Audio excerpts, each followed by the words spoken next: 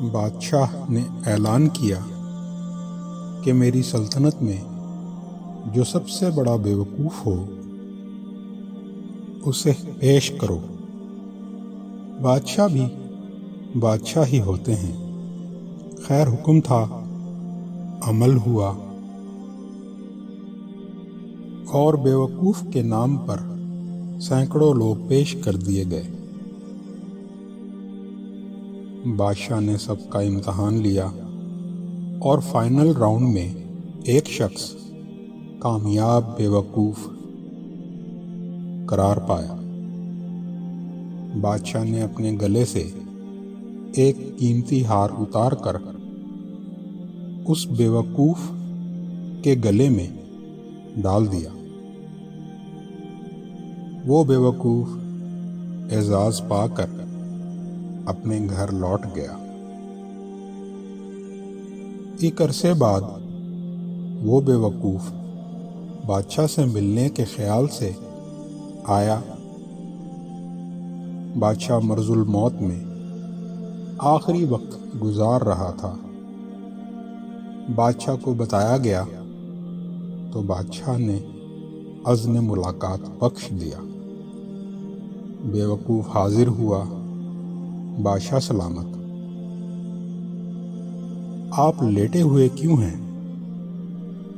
بادشاہ مسکرایا اور بولا، میں اب اٹھ نہیں سکتا کیونکہ میں ایک ایسے سفر پر جا رہا ہوں جہاں سے واپسی نہیں ہوگی، اور وہاں جانے کے لیے لیٹنا بھی ضروری ہے۔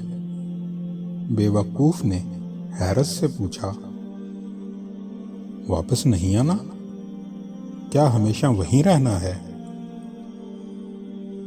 بادشاہ بے بسی سے بولا، ہاں، ہمیشہ وہیں رہنا ہے۔ بیوقوف نے کہا، تو آپ نے تو وہاں یقیناً بہت بڑا محل، بڑے باغیچے، بہت سے غلام اور بہت سامان عیش روانہ کر دیا ہوگا۔ بادشاہ چیخ مار کر رو پڑا۔ بیوقوف نے حیرت سے بادشاہ کو دیکھا۔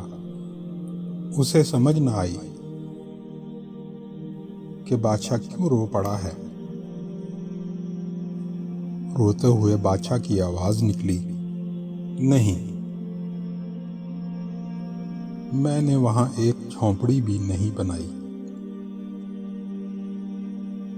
بیوقوف نے کہا، کیا؟ ایسا کیسے ہو سکتا ہے؟ آپ سب سے زیادہ سمجھدار ہیں۔ جب آپ کو پتا ہے کہ ہمیشہ وہاں رہنا ہے،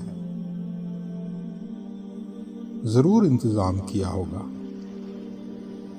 آہ، بادشاہ کے لہجے میں بلا کا درد تھا۔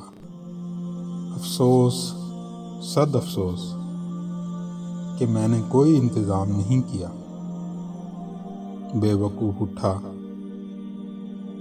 اپنے گلے سے وہ ہار اتارا اور بادشاہ کے گلے میں ڈال کر بولا،